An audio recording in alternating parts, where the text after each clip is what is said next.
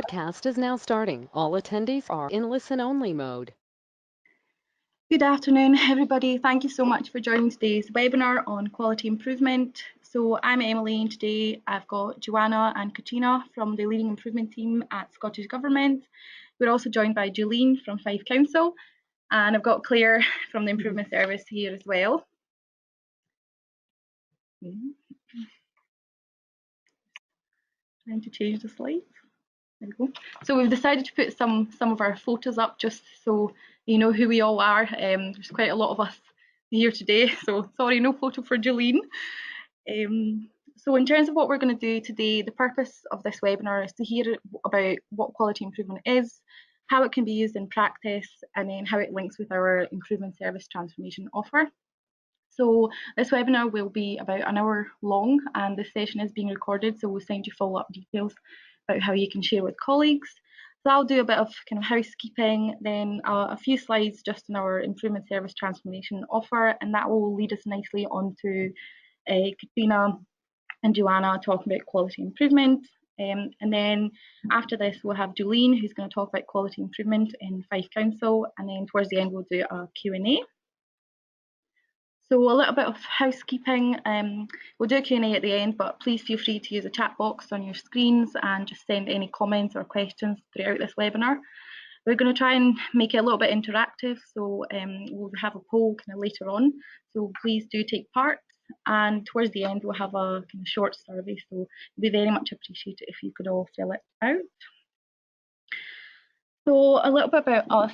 So this is the kind of improvement service offering. So we thought we'd talk you through it. So the kind of very bottom layer is self-help. So that would be accessing kind of already available tools that we have. So for example, we have process costing tool and a benefit management tool, and also doing things like coming up to events or joining webinars like today. The kind of next layer up is advice and support. So that's research into best practice, or perhaps linking you with contacts across other councils that are maybe undertaking similar work to yourselves. Then the kind of next layer up is a helping hand. So that's short-term help with training, analysis, or research. So for example, we deliver a series of workshops. We've got customer journey mapping, benefits management, we've got a business case workshop, stakeholder management. And then the kind of very top layer is intensive support. So that would be very similar to a helping hand, but this kind of includes multiple pieces of work. So an example of this is we recently supported Dumfries and Galloway Council. So they had a series of transformation events. So between kind of our team, the change team, and organisational development, we've supported all 10 of their transformation events. So opportunities for transformation. Transformation gives us many exciting opportunities. So we've got a few kind of key things on the slide here. I won't talk through all of them, but just a few things to pick out. So partnership working. I don't know if you're all aware, but we are working in partnership with Scotland Excel, and we are delivering a number of qualifications, so the Professional Development Awards in Project Management, and we've had a number of cohorts, and we've kind of recently kicked off a business analysis qualification as well. Using data and business intelligence, another key area. So again, working with councils to identify need, and we recently delivered a workshop in East Ayrshire. So that was kind of between, again, ourselves, the research team at the Improvement Service, and the spatial team. And then another bit of work, I guess, to point out here is community lottery. So that kind of kicked off when 3 local authorities kind of expressed interest. So we took it further, and I think at this point we've got about 14 local authorities that have signed up to doing this bit of work. So in terms of our transformation programme, we see this developing in a holistic way and using skills and expertise and programmes from across the improvement service. So as I mentioned earlier, we're kind of working closely with other teams. You know, we've had organisational development, research, spatial. So we know the financial situation in councils is challenging. We know there's changing demographics. So we basically want to make sure that what we're doing is the best for councils. So we see kind of this in kind of three parts. So the first part on the left would be the evidence. So that's kind of drawing in information, looking at the strategic direction and looking at the need of the community.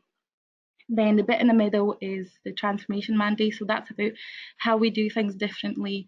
So at the moment, that's kind of using products and services that we already have in the improvement service, but also where necessary, developing. So as I mentioned, the community lottery work that kind of started off based on a request from a couple of councils. And then the last bit, kind of towards the end, the solution. So that for us is the how-to. So we're very committed to this, and that includes working with partners. So as I mentioned earlier, we're working in partnership with Scotland Excel. We are linking with Scottish Enterprise on their Can Do Fund, which is about funding for innovation. Today we've got colleagues from Scottish Government and Fife Council to talk about quality improvement, which we see as another way that could support you in your transformation journey. So we're just very excited to see how this is going to build and grow and connecting all the kind of pieces of the jigsaw together. So I guess that kind of links us nicely on to the next bit about quality improvements. Pass over to Katrina and Joanna. Katrina. Hi. Hi Everyone. Hi, Katrina here. Hello. Right, yes, so I'm going to kick off just a bit of an introduction to and some of the concepts behind quality improvement. But just before I start talking about that, I was wondering if we could have a bit of a chat in the chat box. So we've got a slide there saying, why do change initiatives fail? So in your experience, why do change initiatives not provide the results you want or not really get traction? What sort of reasons have you seen? Just chat into the chat box and hopefully I'll be able to see that.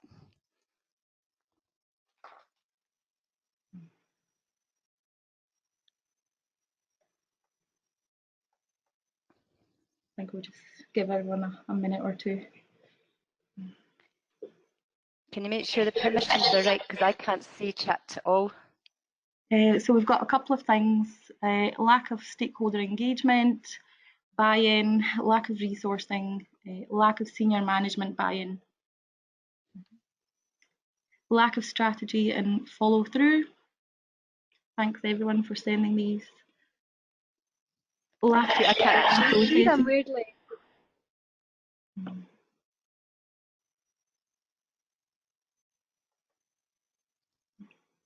So I've got no idea why I can't actually see what's coming up in the chat box on my screen.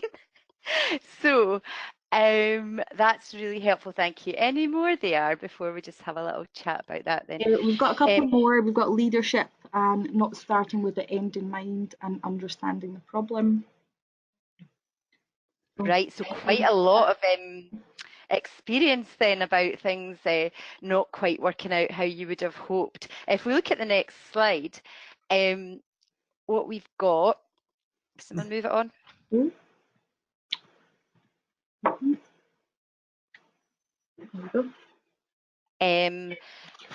So this is this jigsaw that you can see as it's something we came up with in our team in the Scottish Government about all the different bits that need to be in place to really give you a good chance of being successful with change.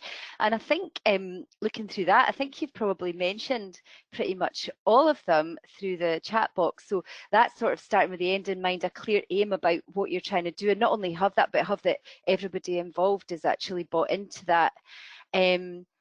Other things that we think is, and we've mentioned a lot about the leadership and management and that kind of support in the organisation for doing it, and also the resources, and the resources all need to be backing up the change you're trying to do. Some of the other bits are maybe more specific to what we're talking about. So how are people actually going to make the changes? Have they got the tools and methods to be able to do it? Do we really understand our current system, including how people interrelate, so we can make the most of that as well and make sure we're making the right changes? So a whole lot of stuff there, also including your project planning, making sure you've got functional, high-performing teams that can actually carry out the improvement. So it's great that everyone's identified the kind of things that we've been identifying as well. So thank you for that. So just getting on to improvement then, we had a wee poll for you. And if some of you might have done this online already, but we just thought if you could fill in the poll which of them you maybe already know about, and you can click as many as you want. So just so we can see where you're at with improvement methods.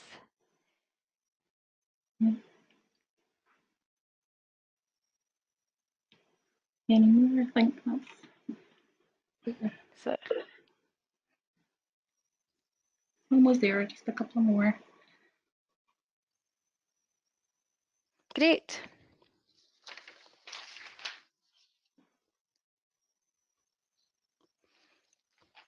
Got almost everybody voted. All right, we'll just have a look at the results then. Okay.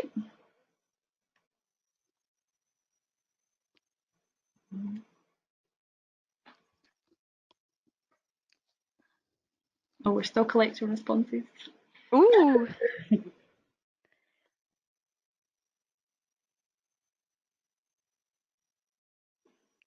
I think everybody needs to vote. Right. Close. Yes. Couple more.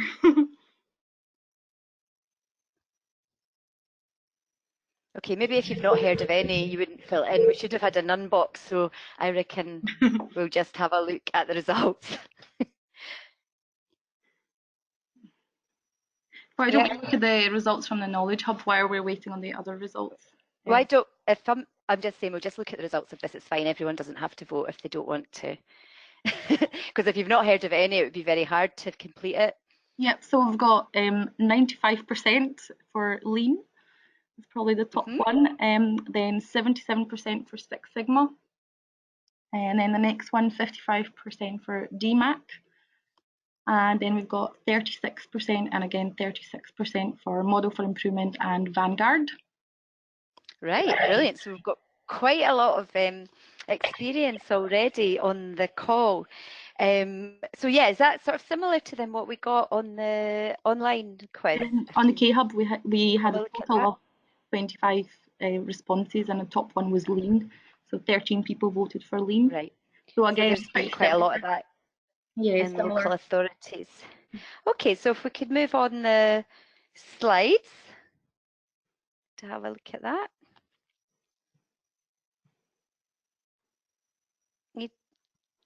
We can still see the poll. Great, thank you. So the point of thinking about that is just you've all got, I mean, there's quite a lot of people being introduced all to the various tools and techniques out there. And actually all these stem from the same kind of theoretical roots and are just kind of different ways and different kind of language around applying it. But actually Deming, who we think of as the kind of grandfather of QI, he was kind of, his thinking sits underneath all these methods. So it shouldn't necessarily be new, but what we thought would be really useful was to think about what he then summarised in his kind of later life as a profound knowledge, which is really a way of thinking in terms of how you kind of lead and do improvement.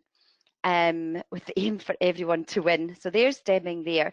So what we're hoping to do today is just sort of quickly talk you through the elements of the profound knowledge, which you can see on the next slide. So there's 4 aspects to this, but these are all interconnected and weaved together. And by thinking about these 4, then it comes up with this way of thinking, which is really effective and underpins all these theories. So there's appreciation for a system, psychology and understanding people, the theory of knowledge, so how we learn, and understanding variation. So Joanna's going to kick off with appreciation for a system. Okay. Hi there. So I guess we're going to start with what we mean by when we're talking about a system. So one of the definitions that we use is an interdependent group of items, people, or processes working together towards a common purpose. The common purpose being the thing that aligns the part of the system, while the interdependence considers the relationships and interactions between them. For me, that whole idea about interdependencies is really important when we come to think about improvement.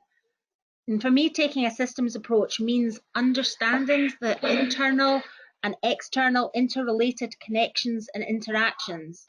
And when all of these are working together to accomplish a shared aim, then you've got the opportunity to make a tremendous result. A system also creates a long-term focus. So rather than seeing incidents as isolated and I guess sometimes looking for the person to blame for the bad result, a system view allows you to look at the systematic drivers of the results. I also wanted to think just say something around that whole idea about paying attention to the entire system. When we optimize the part of the system, we don't necessarily optimize the overall system. So for me, that system thinking is really important. And I'm sure that some of you will have experienced silo working in your work when you're trying to bring in change and make improvement. So in addition to thinking about what we mean by a system, I also wanted to think about the complexity of the systems that we work in. The Cynefin framework is a framework which was created by Dave Snowden, and this is part of it. We've drawn this slide from his framework. So these are the three of the contexts that he's defined. In a simple system, there's often a clear cause and effect. You do one thing and it leads to another thing. So the example that we've got here is baking a cake, although if you've seen my cake baking, it's often not that simple. But the whole idea is that you have a tried and tested recipe. It gives you standard products and good results every time. So in a work context, that might be an example that's often quoted as something like a help desk or a call centre, where you've got queries that could be predicted and you could have processes put in place for some of those more common queries. When we talk about a complicated system, there's still a relationship between cause and effect. However, the answer is not necessarily so self-evident, and it requires a bit of analysis and possibly the application of some expert knowledge. So complicated problems might indeed have several correct solutions, if that's the right turn of phrase. You might need to assess the situation, analyse what is known with the help of your experts, and decide the best response using best practice. So the example that's often given here is the rocket launching, although another example that I like, it's a bit more local to us, is the Queensferry crossing. In a complex system, the relationship between cause and effect is less clear. There are no right and wrong answers, and the outcome is very influenced by the context within which you're working. Complex contexts are often unpredictable, and the final solution is only apparent after it's been discovered. In hindsight, it probably seems quite obvious, but it wasn't apparent at the start. And while expertise can contribute to that, it's not sufficient to ensure that we get there.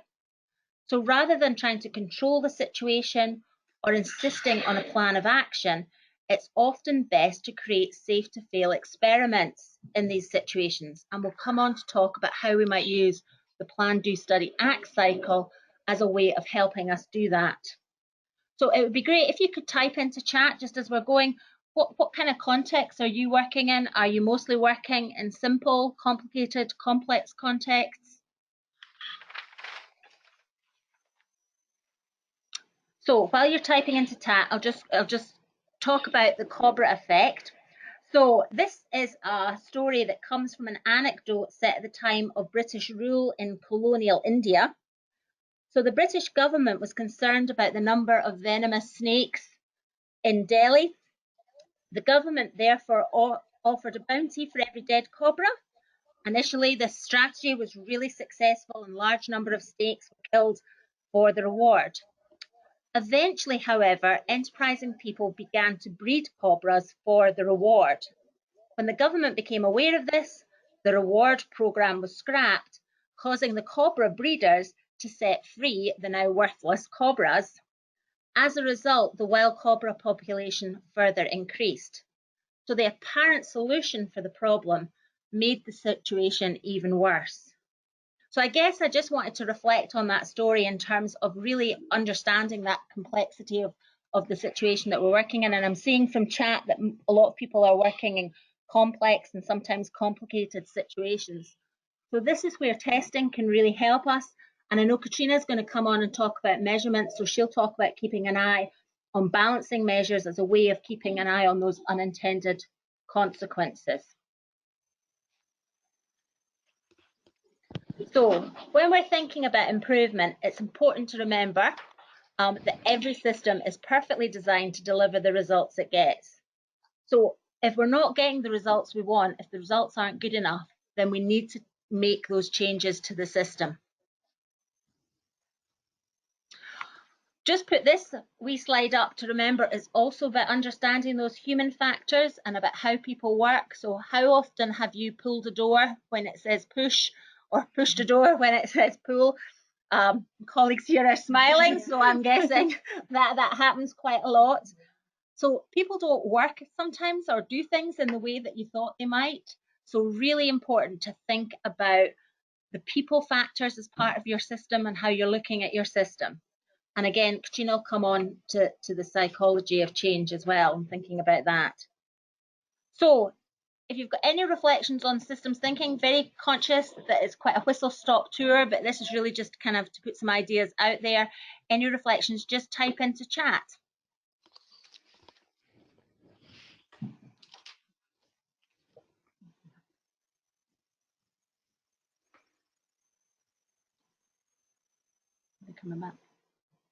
Okay, we're going to hand over to, while you're thinking about that, we're going to hand over to Katrina to talk about psychology.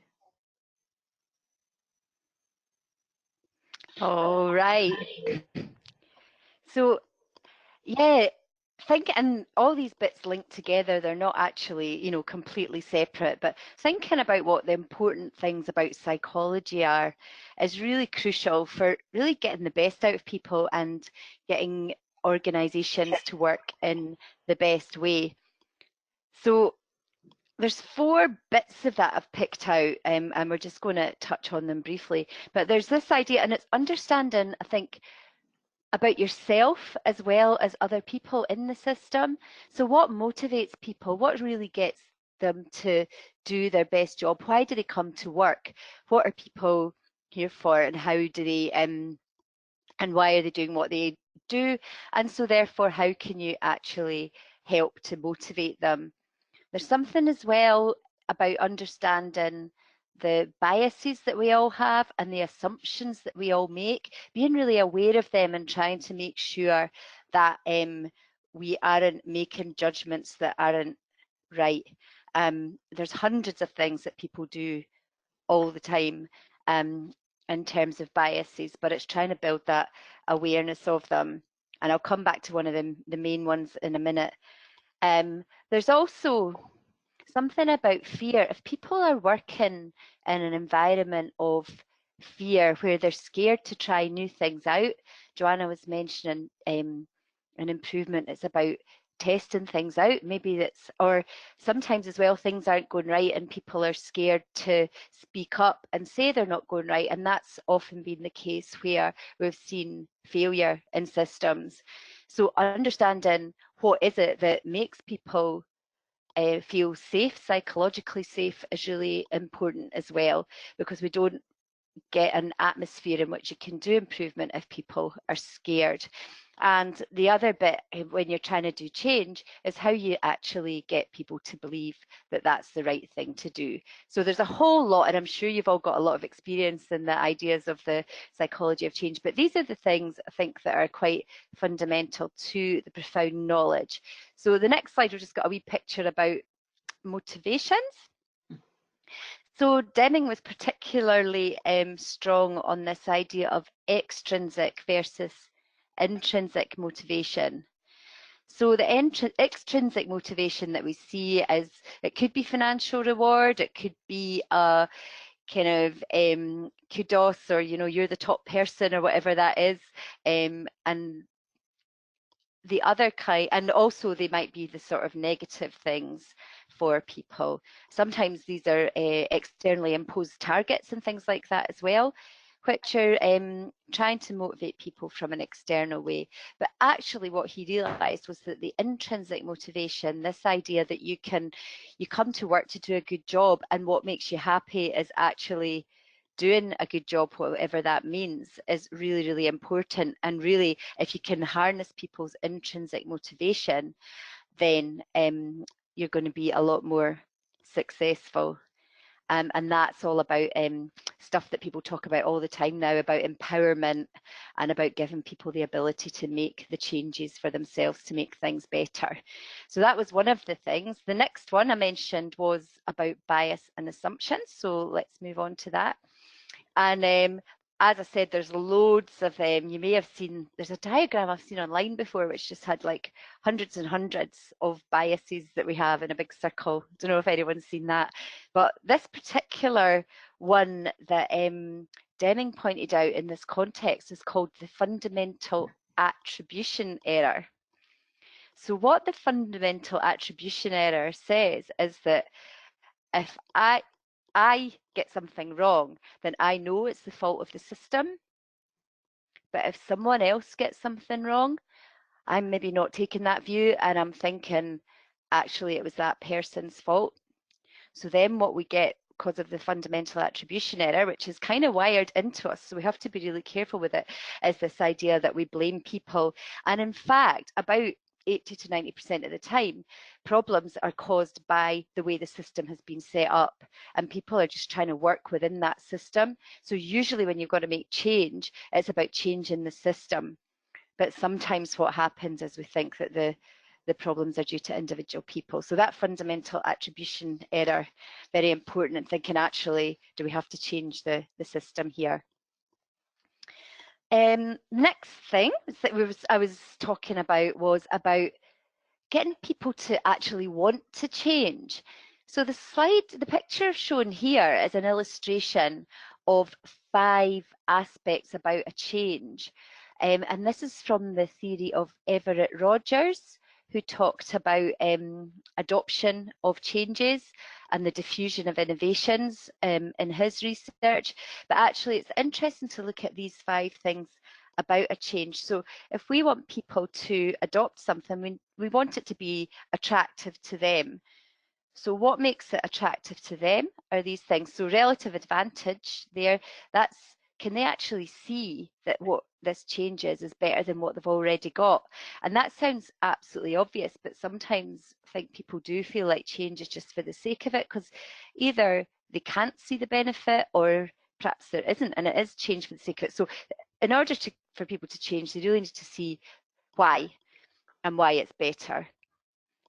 Compatibility there, that's about, is that compatible with is the change compatible with people's values and ways of working and what they think and how they think the organisation should be?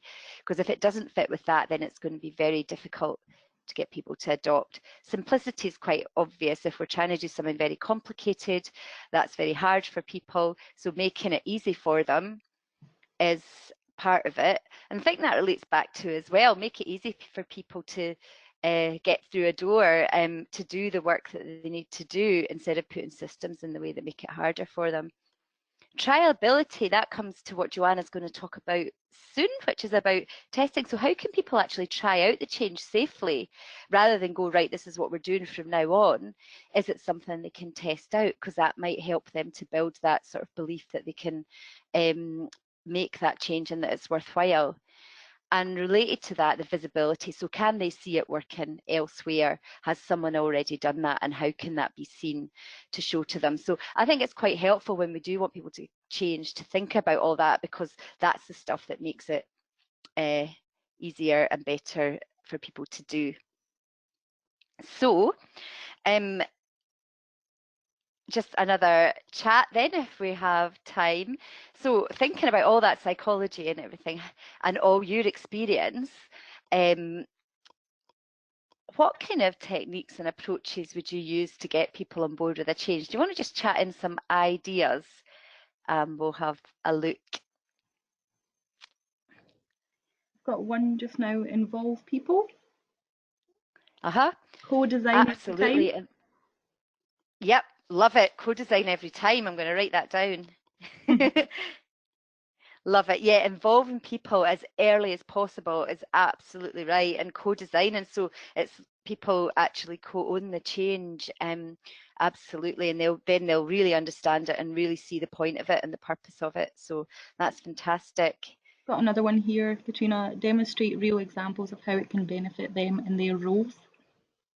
Absolutely, yeah. That visibility of the change and how do you communicate that? Fantastic. And sometimes I think sometimes could be quite difficult when you're in the midst of it all to think about all that stuff. But I think recognition there that it is really important. So thank you for that. I've got another one here. Regular communication with key stakeholders. Absolutely, keeping people informed. Brilliant.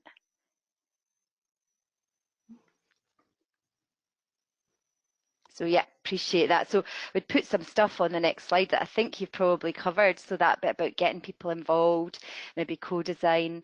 One there about if you create dissatisfaction with how things currently are, so that's the idea, then maybe more likely to see a better way if you can sort of show that things aren't as amazing as they maybe could be. And that communication consistently and sort of focusing on that goal as well. Joanna was saying about how aims create systems, and so getting, if people are bought into that and can see the purpose and see where they're trying to get to, that's really helpful as well. I think there's something there about if people do feel scared of it or feel that they don't want it, it's really trying to understand that and pull it out, because they might have some really kind of good objections as well, but also being able to show why it's a good idea. So thank you. We shall move on, and thanks for all participating there. So the third bit, which we will come on to now, of the Deming's profound knowledge, is all about understanding variation, which I guess is the least kind of obvious about them all to think about, but really important in the world of improvement. And a big thing that we try and do, is to plot data over time to understand what's happening. So, and this, I've put this on here, this bike flying up there, but we've got the right number of kind of snapshots there to see actually the trajectory of that motorbike going up and down in that jump. So we're always trying to look at data enough so that we can actually see what's happening in our system. And I'll do a little example now if we go to the next slide about why that can be helpful. So here's a little chart that's about, somebody was trying to reduce staff absence. So they looked at the average staff days before and after a change, and it had gone from 70 to 35. So do you think that shows an improvement? It looks like it shows an improvement, doesn't it? But I think I'll show you that maybe it's not necessarily the case, although I think this is often how we look at data as a before and after thing, and we would go, oh, brilliant, we've halved our staff absence days. So the next slide shows actually this potential for this to be, there was 3 different teams. So imagine there was 3 teams there, team 1, 2 and 3. Each of these charts for each of these teams has got an average of 70 before the change and 35 after the change. But which one of them do you think actually has the change had an impact? If you can type in, I'm afraid I still can't see what you're writing, so someone will tell me.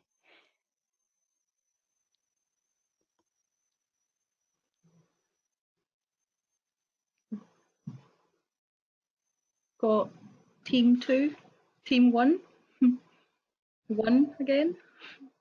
Okay. Team 1, team 2. Ooh, so we've got some variation going on there appropriately in our understanding variation. Fantastic. Got 1 for team 3. Oh, right, okay. It just caveated, it says has impact but not lasting.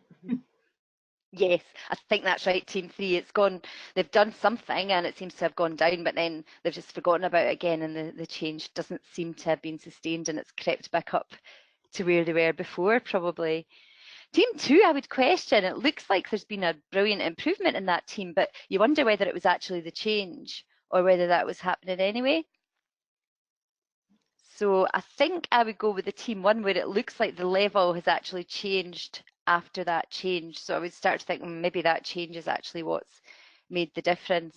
I think with team 2, I'd be thinking, oh, that's gone down. I wonder what they're doing. Maybe something else is going on. So you would definitely want to look into your data and see what was happening. But I think the point is that from having the same before and after, you might start to think very different things once you break that data down a bit more. So go back to Deming again on the next slide. So that's another quote from him. When you have 2 data points, it is very likely that one will be different from the other. And I think that's just been illustrated. So that's why we always tend to want to try and look at our data over time and try and understand the variation that was in it. Just a quick question then, how many times do people actually react to one data point or a change in data without necessarily knowing whether that's just kind of part of the random fluctuation of data or whether it's actually something different going on? Has anyone ever heard of any examples of that or seen any examples of it?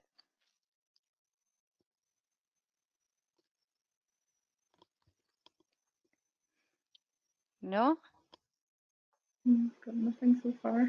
No, okay. I think it actually happens quite a lot. Like someone will see a report and go, "Oh my God, this has gone up." Right, everyone has to be trained in this, and actually not with awareness about actually, well, over time it kind of fluctuates a bit. So what we're trying to do in improvement as well is try and think, how do we look at our data over time and get more of a realistic understanding of how much the data varies?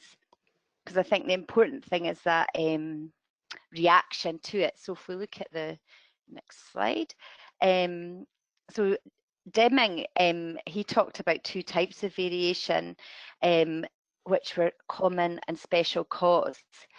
And common cause is just variation that's part of the system. It's just kind of in there. Everything varies. Nothing's exactly the same when you look at it. But and special cause is when something actually unusual is going on.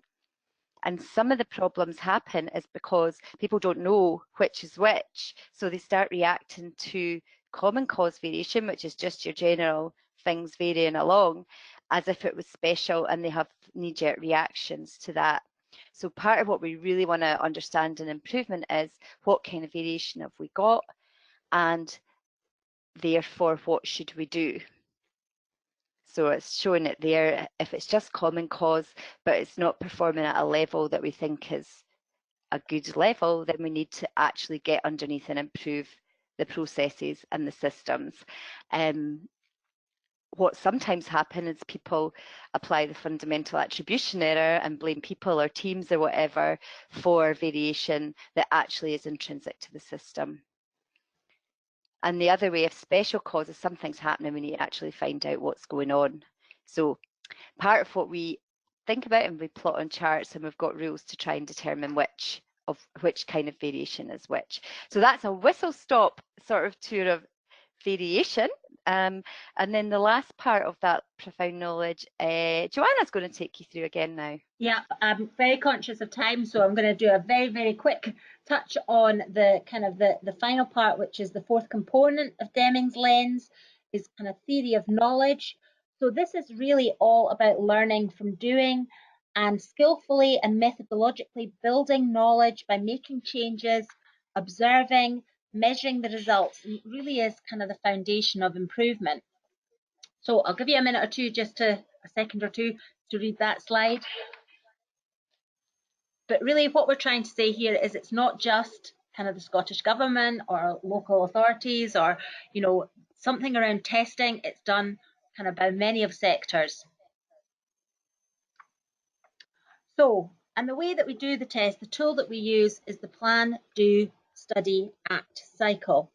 So we start by planning our test of change, really thinking about what we want to learn from this test of change, what's the purpose of the test of change, what metrics are we going to have in place to help us understand the results of it, and also thinking about prediction. And it's often a bit that's often missed out of the plan, do, study, act cycle, but actually we know that if you predict what you think might happen as a result of your test, when you come to your reflection, it will be better if you've had that initial thought about what you think might happen as a result of doing the test. the do stage, as it says on the tin, let's try it, and then take some time to study. Did it work in the way that you expected the test to work? Were there unanticipated consequence of it? What happened as a result of doing that test? And then really thinking about what's next. So that might be your testing with a few more people. It might be adapting your test quite a wee bit, tweaking it, changing it slightly. It might be that you want to abandon it because it hasn't worked at all in the way that you expected. Or it might be that you want to test it under different circumstances. So lots of options for acting. So we try that plan, do, study, act cycle. And the idea is that you're starting to test your change on a very small scale. So one person, one case, one whatever it is. But you're repeating that PDSA cycle over and over again to build up your knowledge and confidence in that the changes that you're making are going to help you to achieve your aim. So that has been a really whistle-stop tour of the Deming's lens of profound knowledge. We've explored those 4 aspects. As improvement advisors, Katrina and I are really privileged to work with teams to develop their improvement thinking and to introduce them to a range of tools to help teams to understand their systems. So we've got here just a wee slide with a few of the tools that we use on force field analysis, cause and effect, process mapping, empathy map, and we've got a Pareto chart at the bottom there.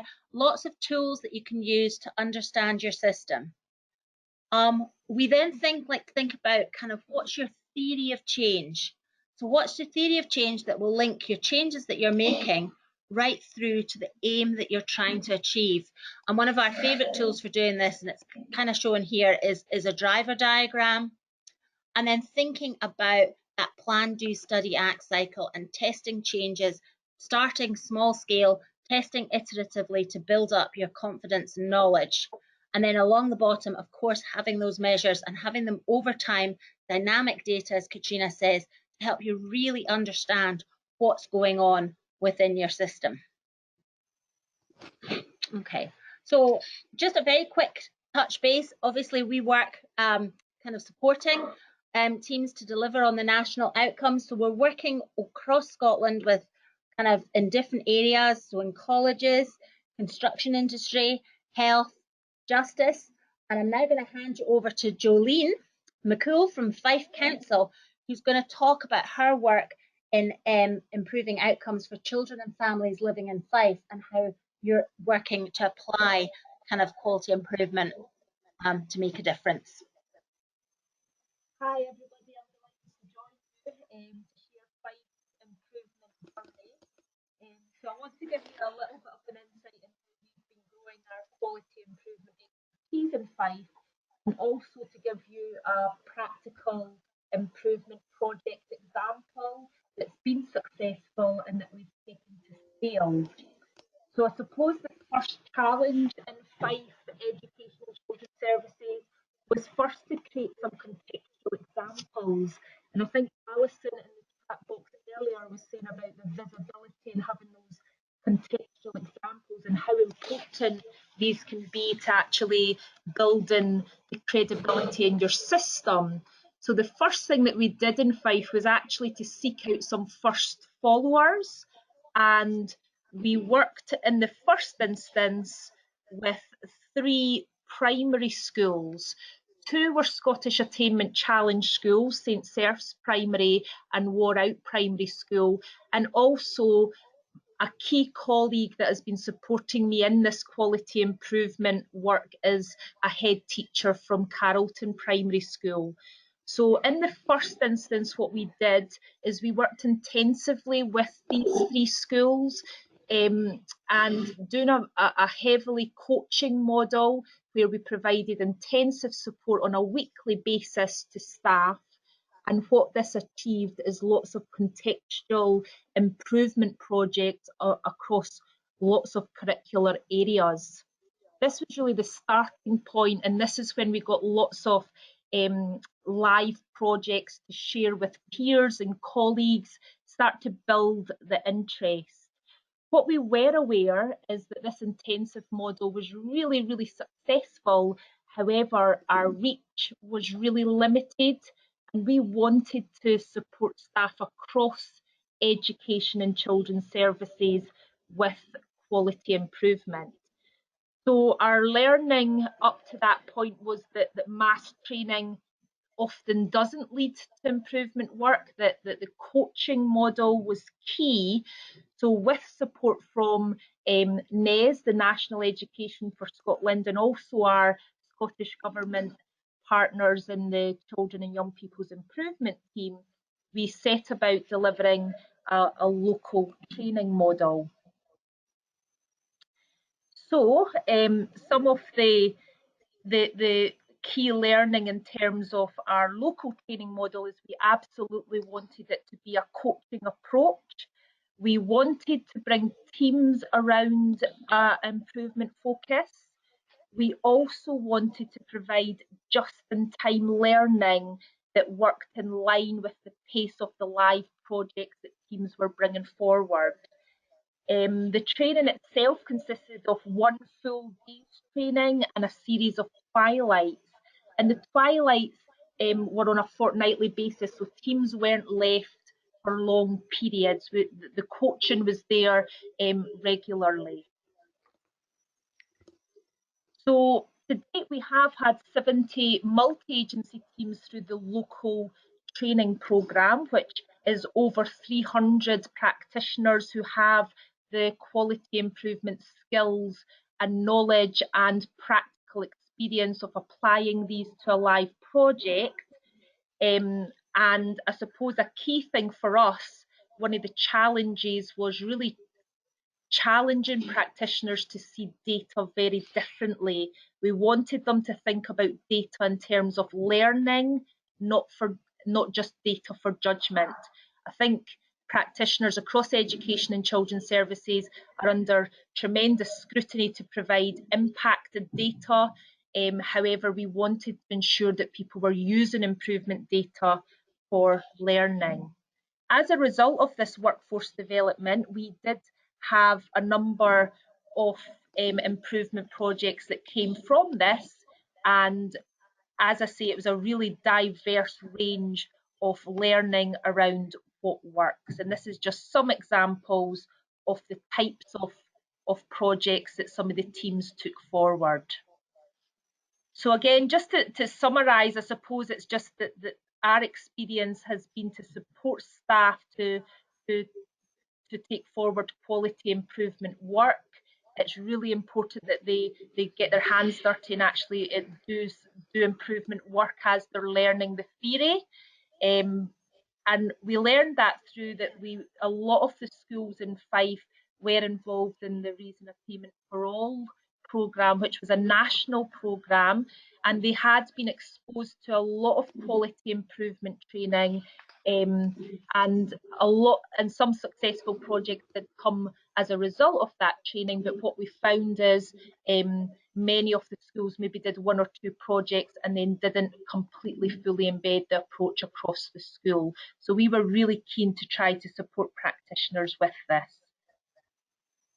So just enough theory and an emphasis on learning through doing, really building the credibility across our system with real contextual examples, the coaching model and building our systems expertise so that we've got that expertise within Fife. And also what we learned is that buy-in from senior leaders. So we really asked when teams came on our local training that there was a member of the senior leadership team. And the reason for this is that we learned that when there was senior leadership buy-in, this did generate small windows of time for teams to prioritise their improvement work. And even as little as 30 minutes a week really paid dividends in terms of the outcomes of their project.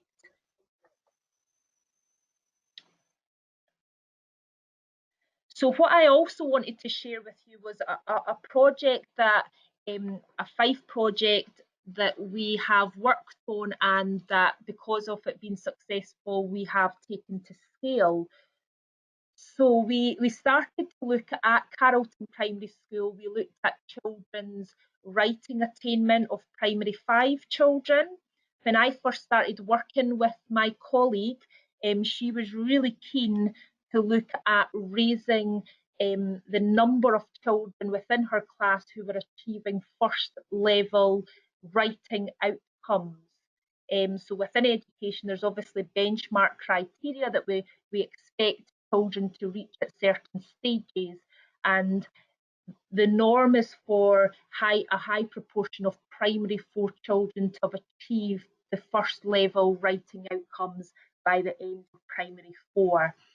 So this primary 5 teacher at the start of the new term after summer had found that only 44% of her children had achieved the first level writing outcomes. So that became our stretch aim for our improvement work. What we did is that we used one of the tools that Joanna mentioned, which is a Pareto chart, and we did a cold piece of writing with the children, and the teacher assessed that piece of writing against the benchmark criteria. So the criteria that we would be expecting children to achieve in terms of their piece of writing. And what the Pareto tool enabled us to do was to really recognise what the biggest challenges were for the children in the class. And this was a really important tool in supporting us to hone the improvement aim down from a big, broad aim into something very, very specific. So for these children, correctly punctuated sentences and word count was a key challenge for them. So this enabled us to using our model for improvement and thinking about what we wanted to accomplish allowed us to create a very specific aim and allowed us to be very clear on what we were trying to achieve, how much by when. We also were very clear in terms of what our operational definition was in terms of success. And our second aim, closely followed, was again focused on that second highest hitter of the Pareto, which was around word count. So what I think was very interesting for us in terms of this improvement work is, I suppose in education and children's services, what we're accustomed to doing is seeing a problem and throwing lots of change ideas at that problem. However, what we found to work in terms of this improvement project was it wasn't lots of additional resource or intervention, it was just actually the practitioner tweaking her practice.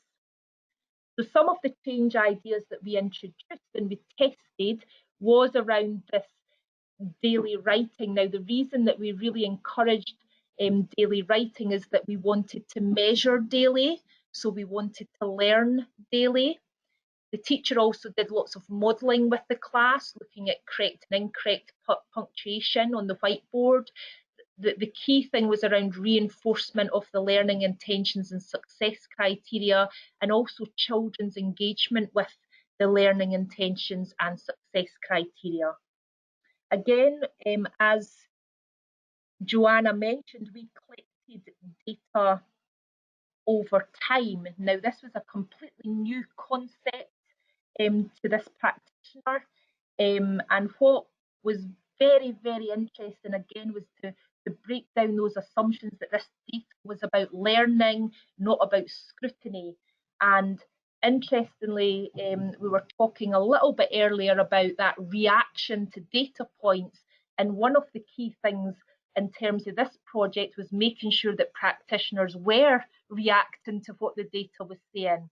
So if you have a wee look at the run chart, so the dates are along the vertical axis, I actually met the practitioner on the 31st of August, and we had a chat about those first couple of data points, and the conversation went along the lines of, wow, what did you do on the first day? That was fantastic. You sort of jumped right up from sort of 55% right up to almost 90% of children correctly punctuating 3 sentences. and she had explained that she had modelled on the whiteboard, she had done really reinforced the learning intention and success criteria of the session. And then we were saying, what happened the next day? And what she explained is that it was her class's opportunity to use iPads. So she had taken that opportunity, and we were having a discussion that although the iPads she had used them in terms of the writing session, it hadn't supported her children to achieve the aim of that session. So I asked, what did you do today? Because it wasn't a great outcome for that session. And she says, oh, well, we had the opportunity to have the iPads again, so we just went with it. So we had a big, long conversation about using this data to learn. So as you can see, what she then did was she actually reintroduced the modelling, enforced the learning intention and success criteria again. But I think it's a really good example that often we collect data, but are we using that data to inform our practice?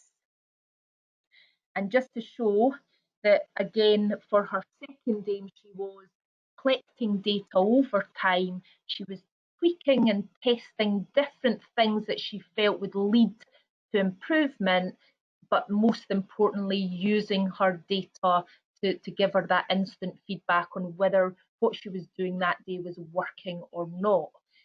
Interestingly, what we did find, which was a good piece of learning, is that whenever we introduced an additional learning intentions and success criteria to the children, our data for the initial aim did dip, but that again reinforced to the teacher that she just needed to remind children we're now looking for 3 correctly punctuated sentences, as well as the second aim, which was over 100 words. So again, it was just a real powerful use of data to give that teacher, that practitioner, sort of information on what she needed to do in terms of the class. So the project was extremely successful. She did manage to increase the number of pupils who achieved first level literacy, and also seen significant improvements across lots of aspects of writing that she was measuring. So I suppose our challenge in Fife was that we had a really successful improvement project, and how did we then go about spreading this learning and taking it to scale? So what we did do is that we took the learning on using data and measurement to inform practice, also our learning on having really clear learning intentions and success criteria and engaging children in the process. And we took and spread that to our other intensive schools that were also using quality improvement approaches. And we saw similar results. They were testing and measuring in the same way, and they really did see what we learned is what had worked at Carrollton was replicated and spread successfully to other contexts in different schools. So what we chose to do is actually to take a Fife-wide approach, and using attainment data for primary 4 children, we identified schools whose primary 4 children, a large proportion, hadn't achieved their first level writing outcomes. And we encouraged the head teachers of schools, and we also come along and to learn what we had found in terms of using quality improvement approaches to improve writing. So this required some courageous conversations. It also gave us the opportunity to actually think, could we test what we had learned in these schools with schools that possibly weren't early adopters? They maybe hadn't been on the same journey as our intensive schools. So could we see whether what we had learned and spread successfully, would this work in different contexts? And we invited, again, small teams from these schools to come on board, go through a very similar local training model that involved 1 full day's training, along with a series of twilights. The slight difference was that all the teams in the room had that same common goal of improving children's writing. And what we also found is that these successes were evident across all of the 8 targeted schools that participated. Okay, so really fantastic results in terms of that accelerated improvement over a very, very short time period. And I suppose for us, the story behind the data as well. So what we did see was practitioners really seeing the benefit of using quality improvement approaches to understand their system better, to set really clear improvement aims and measures, a framework to support them to test different ideas where they could tweak their practice and get that instant feedback from their improvement data on whether that supported their children to improve or not. And I'll allow you just to have a wee check of some of the feedback and the story behind the data. Okay, that's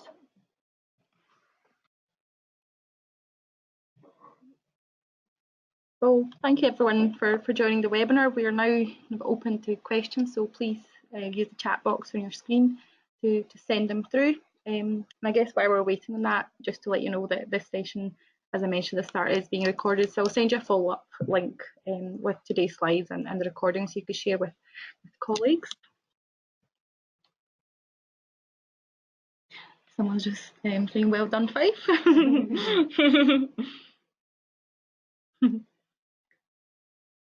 So I'll just give you kind of a minute or two for any questions. I don't know, Joanna, if you want to mention how they can attendees can get in touch with your team. Yeah, absolutely. If you'd like to get in touch with us to kind of talk about quality improvement, or just get in touch with us by emailing us. Our email's up there, lit@gov.scot. So really happy to hear from you.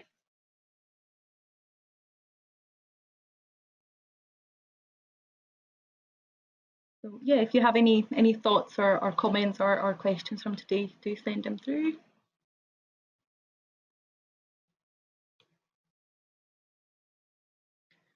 So thanks very much. Very interesting presentation. We'll just give you a couple of minutes if there's anything that you would like to ask.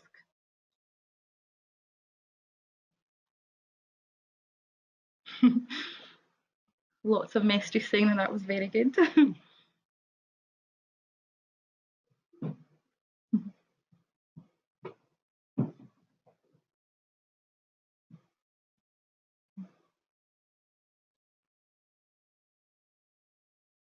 There's more opportunity as well to feedback in terms of the survey at the end, isn't there? Just as I mentioned earlier, there will be a kind of short survey once this webinar finishes. So it should just take less than a minute. So that will kind of give you the opportunity if you want to add any additional comments, or if you want to get in touch with the team, that should be able to give you the opportunity to do that. So we greatly appreciated if you could all fill out. Okay. So I don't know, Katrina, if there's anything you would like to add at the end.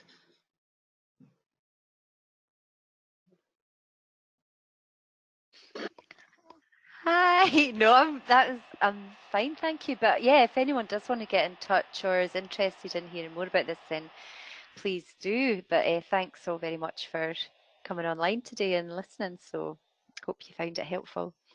And thank you, ladies, for coming and taking the time to present today. Yep. Right. Thanks, everyone.